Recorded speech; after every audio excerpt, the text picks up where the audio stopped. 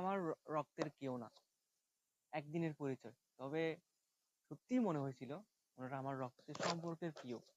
এক বোন আমাকে বললো, ভাইয়া আপনি আমার পাশে বসেন। বসেন না। ভাইয়া, আপু, আপনাদেরকে অনেক মিস করতেছি। কিছুক্ষণ আগে আমার কয়েকজন ভাই বোনকে বিদায় দিলাম। ওই মুহূর্তটা ছিল অনেক কষ্টের। আমার যেরকম কষ্ট লাগছিল সেম ওনাদেরও অনেক কষ্ট লাগছিল। ওনাদের মুখ থেকে শোনা যে যেতে ইচ্ছে করছে না।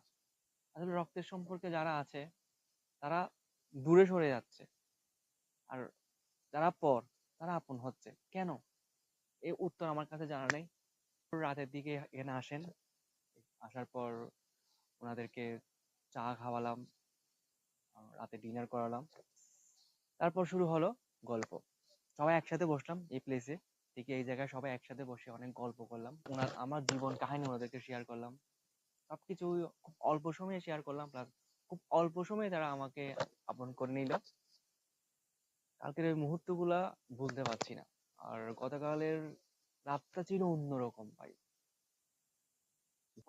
তারপর গল্প শেষ করে শুরু হলো গানের আসর। আগুন জ্বালালাম, আগুন জ্বালিয়ে সবাই একসাথে গান করলাম।